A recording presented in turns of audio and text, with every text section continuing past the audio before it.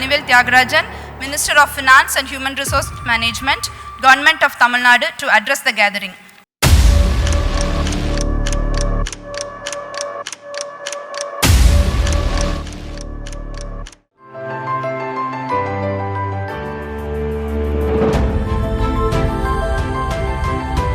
Sit here, I feel a bit like I'm a witness in a court case or something. So I'm going to come down or walk around, but hopefully the other mic works.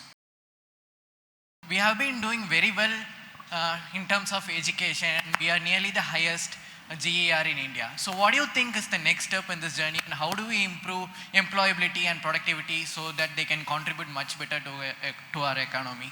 I think it's a very good question. I think, getting the quantity right, getting access to as many people as possible is important.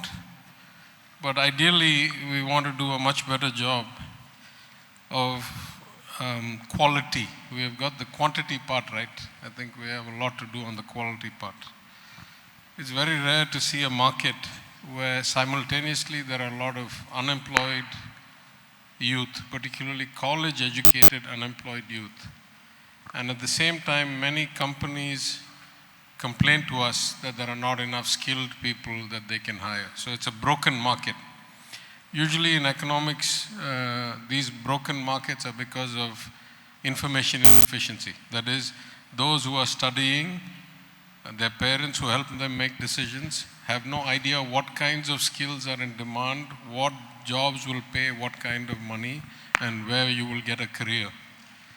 And the educational institutions may be motivated more by just the quantity of degrees they award and the number of students they take. So it's a profound problem. We are starting to address it a bit. The CM has a kind of pet scheme called Nan Mudalvan, where we're trying to change the skilling level. But I think it's more than that. I mean, that's rebalancing the equation of the education system and the labor needs of the economy is a complex enough job. But it's been done before. There are models in the US, in Singapore, where there's better integration, better information transmission between the economic development entity of government, the Bureau of Labor Statistics, etc., back to the parents, the students. But I think there's a lot of other things we should think about, right?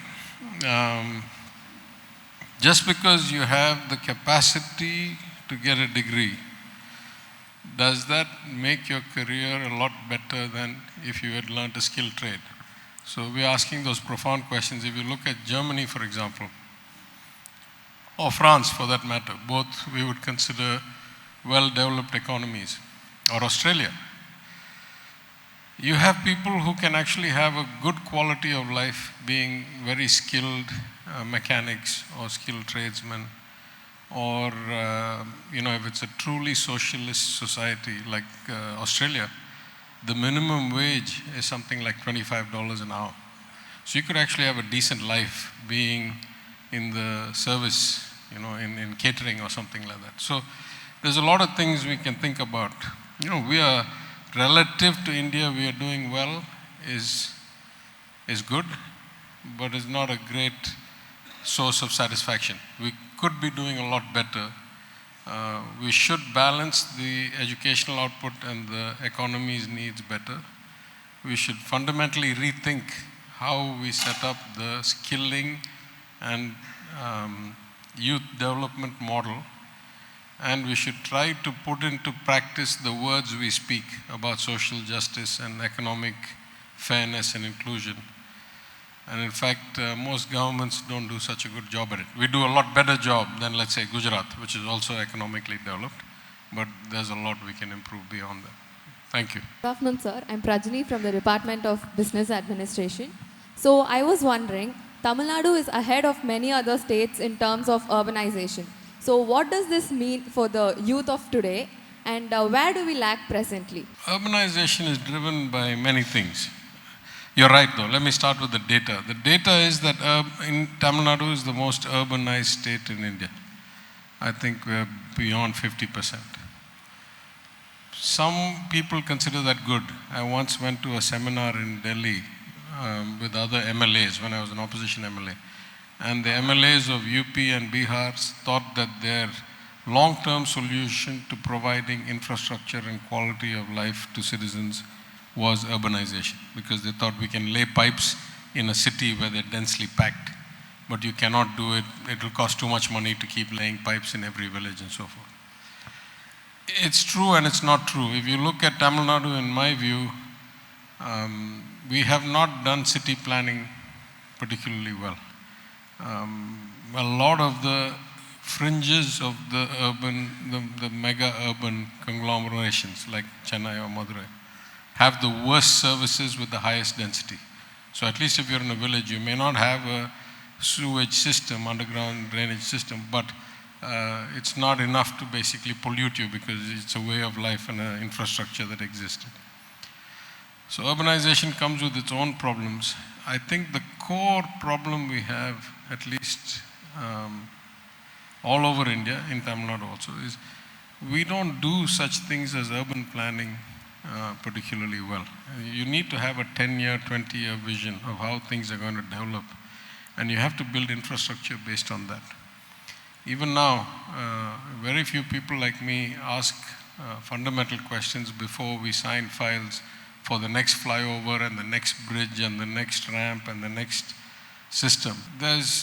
Compared to the state of the art in the world about how you should envision and structure these things, we are way behind. So if we expect greater agglomeration into the cities, there's some projection that by 2030 or something like that, we'll be 76% in the cities. Now, it's very rare to find a country of our size where it's 76% in the cities. Most of them are developed countries or very underdeveloped countries. Either way, you'll have a rural population. Like, my wife comes from a village in New York that has 700 or 800 people. So even in a place like America, there's significant rural population. But in Tamil Nadu, we need to change the planning. And I think in our government, we are developing new master plans for Madurai, for Chennai. In the case of the Nilgiris, we're looking at a district-wide master plan for the first time, so we can preserve the ecology while big towns like Ooty and Kunnur and Gudalur and Kotagiri develop. But it's just, politics doesn't reward long-term policy makers very much. The elections come every 5 years. Let's take this airport as an example, this newly announced airport which we are now working through.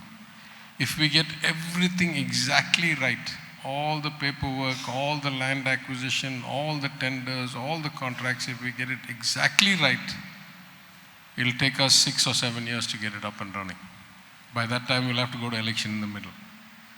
What happens if, the next government doesn't like it that much if it's not us? So this cycle of elections, just like in the corporate world, the cycle of quarterly earnings drives short-termism rather than long-term behavior, as you know as a BBA student.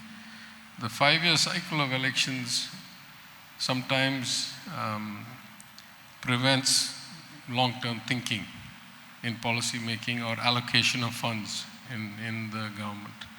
But I think, we start this time. In fact, in my maiden speech, this is a very good point. The first time I was an MLA in 2016, Ms. Jayalalitha was still alive. And I gave my maiden speech when she was Chief Minister. And by then, we had been in the assembly for 10 or 15 days. And every day, every minister would get up and tell us 20 times, after 31 years, we have come back 2 governments in a row, 2 terms in a row. It was just beating. And so in my speech, I told her, I said, it's true that you have come back. Otherwise, it was DMK, all the way going back to 1989 or something like that. So it's true you've come back after a long time. But the value of that is not to keep telling us the truth every time, 20 times a day. That doesn't add any value to society. The value of that is to have the luxury of doing long-term policy because you get continuity, which most governments don't get. Every 5 years it changes, everybody's policy may change. You have this huge luxury of 10 years of time. Don't you think you should use it to do more important things than just bragging in the assembly that you got re-elected? As it turned out, she didn't live very long, so it turned out to be a moot point. But that's the basic problem with urbanization, is that we need to start thinking more profoundly. Like, what should be the transport policy? What should be the settlement policy? Where should be the ceiling? How should we zone areas? Is it okay that in the same road you have big hospitals, small shops, a sewage treatment plant? How should these things be done? I don't think it's ever been done before. We need to do that. My name is Kavita Sri. I'm from Department of Journalism. So என்னோட question என்ன அப்படின்னு பார்த்தீங்க அப்படின்னா, India வந்து still young country தான். But ஆனால் southern states, பர்டிகுலராக தமிழ்நாடு வந்து ரொம்ப ஓல்ட் சொசைட்டி இல்லையா? ஸோ இங்கே வந்து ஃபர்டிலிட்டி ரேட் வந்து ரீப்ளேஸ்மெண்ட் லெவலை விட கம்மியாக இருக்குது. அட் த சேம் டைம் வந்து டிபெண்டன்சி ரேஷியோ வந்து அதிகமாக இருக்குது. ஸோ இந்த மாதிரி ஒரு ஏஜிங் சொசைட்டியில் போத் எல்டர் அண்ட் யங்ஸ்டர்ஸ் இவங்க ரெண்டு பேரையும் பேலன்ஸ் பண்ணி எப்படி நம்ம வந்து இந்த எக்கனாமிக் க்ரோத் ஸ்ட்ரிங்கை வந்து மெயின்டைன் பண்ணலாம்? நீங்கள் கேட்குற கேள்வியில் சில வேறுபாடுகள் எனக்கு உண்டு. அதாவது நம்மளுடைய ஃபர்டிலிட்டி ரேட் இவ்வளோ கம்மியாக இருக்குன்னா அது வந்து நம்ம பழமையினால் கம்மியாக இல்லை, நம்மளுடைய பொருளாதார முன்னேற்றத்தினால் கம்மியாக இருக்குது. All over the world if you see middle income country அந்த $3,000, $4,000, $5,000 per capita வர்ற சூழ்நிலையில், பெண்களுக்கு ஓரளவுக்கு சுதந்திரம் வர்ற சூழ்நிலையில், அவங்களுக்கும் சம உரிமை கல்வியில் வேலை வாய்ப்பில் 100% சமம்னு சொல்ல, அந்த மாதிரி வர்ற சூழ்நிலையில் ஆட்டோமேட்டிக்காக பர்த் ரேட் குறையும். Will have less children. அது பல இடங்களில் நடந்தது போல் நம்ம சமுதாயத்திலையும் நடக்குது. ஆனால் நம்மளுக்கு இருக்கிற பாதிப்புன்றது நிதி பாதிப்பு பெருசு இல்லைன்னு நான் சொல்லுவேன். என்னை பொறுத்த வரைக்கும் ஏஜிங் சொசைட்டி தான். But if you compare as to Japan or Singapore or most of Western Europe, அங்கெல்லாம் even China, because of the one child policy ரொம்ப நாள் இருந்ததுனால இப்போ மிகவும் பெரிய பிரச்சனை இருக்குது. ரொம்ப அதிகமான முதியோரும் ரொம்ப குறைவான இளைஞர்களும் இருக்காங்க. That brings a whole financial problem. ஏன்னா உழைக்கிற மக்கள் எண்ணிக்கைக்கும் ஓய்வூதியம் பெற்ற மக்கள் எண்ணிக்கைக்கும் ரேஷியோ தவறாக போயிடுது. நிறைய பேர் உழைத்து சில பேருக்கு ஓய்வூதியம் கொடுத்தா மாடல் சஸ்டெயினபிள், ரொம்ப சில பேர் உழைத்து நிறைய பேருக்கு ஓய்வூதியம் கொடுத்தா இட்ஸ் நாட் சஸ்டெயினபிள். ஆனால் நம்ம ஊரில் அந்த பிரச்சனை இன்னும் வரல. ஏன்னா நம்ம இன்னும் பொருளாதாரத்தில் முன்தங்கி இருக்கிறதுனால் ஓரளவுக்கு our problem is not the income fight or wealth distribution. இளைஞர்களுக்கும் முதியோருக்கும் எப்படி பங்கு போடுறதுன்ற பிரச்சனை இன்னும் வரல. ஆனால் நம்மளுக்கு வேறு பிரச்சனை இருக்குது. நீங்கள் சொல்கிறது மாதிரி நிறைய முதியோர் தனியாக தங்குகிறார்கள். அது உண்மையிலேயே for the first time we have done some research. After our government came, we have been looking at some studies. Something like 20% இன்னைக்கு single women above the age of 70, அதாவது விதவையோ இல்லை கல்யாணமே செய்யாதவர்களோ பார்த்திங்கன்னா இன்றைக்கி மொத்த 70 வயசுக்கு மேல் இருக்க பெண்கள் தொகையில் 20% மேல் தனியாக தங்குகிறார்கள். அது சமுதாயத்தில் ஒரு பெரிய ஒரு குறையாக இருக்குது. ஏன்னா அவங்களுக்கு அடிப்படை வசதிகள், அவங்களுக்கு இந்த ஓய்வூதியம், அரசாங்கம் கொடுக்குற ஓய்வூதியம் இல்லை அரசாங்கம் கொடுக்குற ரேஷன்ஸ், இதெல்லாம் ரேஷன் கடையில் பொருள், இதெல்லாம் எப்படி போய் சேர்த்துறது அப்படின்றது ஒரு கவலையாக இருக்கிறது. இது எவ்வளோ பெரிய பிரச்சனைன்னு கூட ரொம்ப நாள் நம்மளுக்கு தெரியாது. இப்போ தான் தெரிய வந்துட்டுருக்கு. இன்னும் முழுசாக தகவல் இல்லைன்னு சொல்லுவேன். அது தெரிய வர வர அரசாங்கம் திட்டங்களை தீட்டணும். இது எப்படி பண்ணுறதுன்னு ஓரளவுக்கு நம்ம திட்டமிட்டிருக்கோம். மக்களை தேடி மருத்துவத்தில் எப்படி போய் பிபி மெடிசன், டயபெட்டிக் மெடிசன், ஃபிசியோதெரப்பிலாம் வீட்லேயே வழங்குறதுக்கு ஏற்பாடு செய்கிறோமோ, அது முதன்மை சுகாதார நிலையத்துக்கு வராமல் உங்கள் வீட்டுக்கே வர்ற மாதிரி. எப்படி இப்போ எங்கள் துறையில் பென்ஷனுக்கு நீங்கள் லைஃப் சர்டிஃபிகேட் நீங்கள் துறையில் வந்து கொடுக்க தேவையில்லை, நாங்களே போஸ்ட் ஆஃபீஸோட டைஅப் பண்ணி அவங்க வந்து வீட்டிலேயே அவங்களுக்கு டிஜிட்டல் லைஃப் சர்டிஃபிகேட் இஷ்யூ பண்ணிடுவாங்களோ, அதே மாதிரி முதியோர்களை பொறுத்த வரைக்கும், குறிப்பாக பெண்களை பொறுத்த வரைக்கும் அவங்க வீட்டுக்கே போய் அடிப்படை வசதிகள், அந்த ரேஷன் கடை பொருட்கள் இதெல்லாம் கொடுக்கறதும், மன சூழ்நிலை, ஸோ மென்டல் ஹெல்த் செக்கப் பண்ணுற மாதிரி a lot of the problems come from lack of interaction. நீங்கள் தனியாக வாழ்ந்தீங்கன்னா ரொம்ப நாள் யாரோடையும் பேசாமல் ஒரு சுற்றுலா நட்பில்லாமல் இருக்கிறது, அதுவே ஒரு டிப்ரெஷன் உருவாக்குறதுக்கு வாய்ப்பு இருக்குது. அதனால் இதெல்லாம் இன்னும் சிந்திச்சு எப்படி இதை சிறப்பிக்கணும்னு பார்க்கணும். ஆனால் நீங்கள் சொல்கிற பிரச்சனை is not based on age of our culture, it's based on our economic progress and shifting patterns in our society that find a lot of children don't stay with their parents. அவங்க தனியாக இருக்காங்க, நிறைய பேர் வெளிநாட்டில் இருக்காங்க.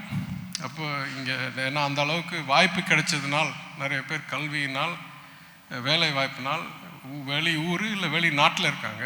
அவங்களோட parents எல்லாம் கூட they don't have a financial problem, but they have a human interaction, health, basic support problem. இது திருத்தணும். The government of Tamil Nadu has set a target of $1 trillion economy to be achieved by 2030. What do you think could be the contribution of youth in order to realize this target? It will have to be huge, right? I mean, in some sense, the youth are the future of any country, any state, any economy. For us to reach 1 trillion, I can say it mathematically and I can say it practically. Mathematically, we'll need to hit about 14% a year nominal growth rate. That includes inflation, maybe 14.5% a year for the next 8 years to hit 1 trillion. And that's assuming the dollar stays roughly in what we call interest rate parity paradigm. That is to say, the dollar should not deviate to the rupee more than the differences in the interest rate and inflation. It's a complicated concept, but who can predict what the dollar will be by 2030? So the 1 trillion goal in dollar terms could mean many different things in rupee terms. But leave that aside for a second. If I could reasonably predict what the dollar would be, then we need about 14-15%.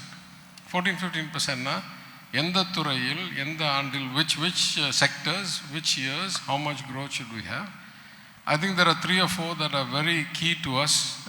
In the green energy, clean energy, there will be a lot of investment, job creation, value add. In the manufacturing, both 100% automated, semi-automated and manual manufacturing. In the products, value adding of farm products, value adding of cotton and other things that we do, textiles, so forth. So we know by sector where the opportunities. But at the end of the day, we are in a global economy. The only way that we can grow faster than the world average is if the average productivity of the citizen increases faster. It's efficient. I mean, there are some frictions, but it's a global trade market. There are some barriers, some customs duties, some frictions. Sometimes that can hurt us, sometimes can help us. Now everybody's trying to diversify out of China, so that's going to bring a whole set of opportunities our way, which otherwise would have stayed in China or gone to China. But at the end of the day, it's about productivity. And as difficult as it is to increase the productivity of already aged people, it's much easier to increase the productivity of the youth. So if we can harness the youth who are now in training and those who are now in high school and going to come into training and so forth, into a way that is directly applicable to the economy and the needs of the market, then it will be a huge accelerator to our growth, which is why again we are focusing so much on skilling of the youth. We can skill middle-aged people, but a guy like me, it's a bit late to teach new tricks. But we can teach young people very easily and we can skill them very easily, particularly because our quantity problem has been solved. நிறைய பேருக்கு அடிப்படை கல்வி we've already given. Now we need to make them workable, marketable, value-added, productive skills. So that's really the multiplier, I think. But obviously, it's going to depend hugely on the youth coming into the labor market and into the formal economy. So there's been a lot of vocal debate about the state of India's social welfare structure. There are reports that talk about a 40% leakage rate. There are economists like Dr. Abhijit Banerjee who advocate for universal basic income in order to solve this. So what I wanted to ask was, what does Tamil Nadu's social welfare structure, which for decades has been predicated on the free distribution of domestic appliances, how is that any substantially different from the status quo? Is a UBI something that the Tamil Nadu government is considering with, Esther Duflo, the Nobel laureate, sitting on the Economic Advisory Council? Is this something you're considering? If not, why? No, listen, I think the free delivery of appliances and all is relatively recent. So I wouldn't go into that as the benchmark, right? Free delivery of education or food or laptops or cycles or other things is a more stable across governments, across decades phenomenon of Tamil Nadu. There's a debate, right? And I'll separate this debate into two components. The component that's being argued on TV and in political debates today is just noise. It's irrelevant, right? The same Prime Minister who argued against all kinds of freebie culture is parked in Gujarat handing out freebies every day after having the EC delay the election announcement for 40 days so he can give out more freebies before the election comes. So the political debate is worthless. It's not meaningful, thoughtful people should not get engaged in the nonsense debate. The true debate is how do we separate or how do we optimize a couple of variables. First variable, capital spending versus revenue spending, right? In theory, like building roads and ports and bridges and water systems and airports and hospitals is going to have a bigger multiplier effect than just giving cash to people, right? In theory, at least economic theory. And the second is, if you decide to give cash to people, how should you get it to them? Which is better? So for example, at least some of you are on an aided program in this college, right? What does aided mean? Aided means the government of Tamil Nadu chooses to pay some amount of money to this college for the salaries of certain teachers to teach, and therefore it makes the tuition cost for you cheaper. But this is not the only model in the world. If you look in other parts of the world, they don't pay the college, they pay the students. They pay the students the fees to go and then let the students choose which college to go with that. So once you decide it's going to be money, how should that money be spent? What is the optimal channel that gives the greatest result and the best kind of leverage and multiplier is a separate debate. And then how much should you do capital expenditure versus revenue, like cash payments, is a separate debate. In practice, actually, in many of these places, the debate is interesting in theory. But in practice, we are limited by the execution capability of the government. We are limited by the lack of data, by the ability to actually deliver to the last mile with clarity. These are the bottlenecks. And these, I think, the good news is there's huge amounts of improvement possible. For example, right now, and I was in some seminar recently, and somebody referred something. It came back to a profound statement that the famous economist John Maynard Keynes had made in the depth of the Second World War, when they had asked, how will we afford to rebuild, or how will we afford, where will the money come to do X, Y, or Z? And he said, anything we can actually do, we can afford. Right? Usually it's not primarily about the money. Can you actually do what you say you're going to do? So for example, if I allocate 10,000 crores more this year for building roads, do I actually have the execution capability to build that many more roads? And the machine rika, do I have that many engineers? Do I have that good contractors? Can I actually get the materials? Can I get the sand? These are the more profound questions. And the answer to most of these questions is not the money, it's the execution capability. So at the end of the day, I would say at least today, most states and the country are limited by execution capability, not by money. So if we could execute better, we would get better leverage, better mileage, better. But when we cannot, we are capped. Even if I wanted to, I can't do more projects than X. Right? I just don't have the capacity to execute. On the revenue side, if I could get clarity on where the money is going, if I could guarantee that the money reaches the people I want it to reach for the reason I want it to reach them, meaning are they eligible beneficiaries? then again I think we'd get a huge multiplier effect, almost as good as putting into capital expenditures. Right? What happened last year? We came to power, my chief minister had made a commitment that we'd give 4,000 rupees per ration card. You remember that last time we came? 2 crore something ration cards cost us 9,000 crores. Right? In a year that the revenues were falling off a cliff because there was second wave, we shut down. There was third wave, we did partial shutdown. The rains came so badly, you couldn't have any economic activity for like a month. So, idella meeri, we gave 9,000 crores. It turned out it was one of the best things we did. Of course, there was a lot of malfeasance. Of course, there were a lot of cards that shouldn't have been getting it. We found lakhs of card holders who had never bought a product from a ration shop before, never bought a product from a ration shop after, but came and collected the 4,000 rupees. Twice, right? No, not once. 2,000, they came twice. So there was clear leakage. But at the end of the day, in the middle of a crisis, we were able to stimulate demand by putting that much liquidity into the market. And that has helped us a lot. If you see our rebound this year, first of all, our economy didn't go into recession last year. The overall Indian economy shrank in real terms. Tamil Nadu was up like 1.6 or 1.8%, didn't shrink. The 2021, I'm saying. And this year, 22-23, our rebound has been much faster than the Indian average because there's been enough liquidity moving around the system.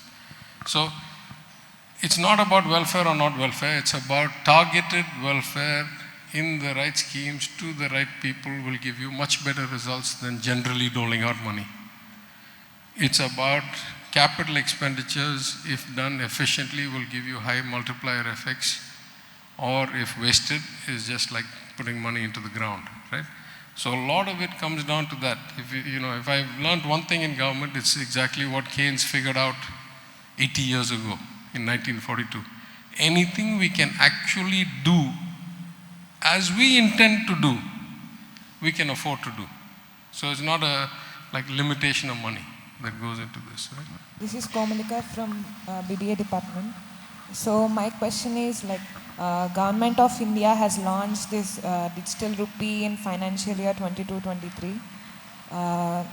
So how do you think this helps in boosting the economy of India? No, they announced it, but has it been implemented? I'm not aware. It's in the union budget. A lot of things come in the union budget that never come out in reality. So, a budget is only a statement of intent. I keep saying that again and again. Even for me, a budget is a statement of intent. 9 months later, we put together something called the revised estimate, and that is a better indication of whether we actually achieved some percentage of that budget intent or not. And then the final account comes out, 6 months, 9 months, 1 year after that. And only then we know whether we actually achieved our intent. So a lot of things that come in the budget don't see the light of day. When it does, I'll let you know. Till then, I'm not sure I have an opinion.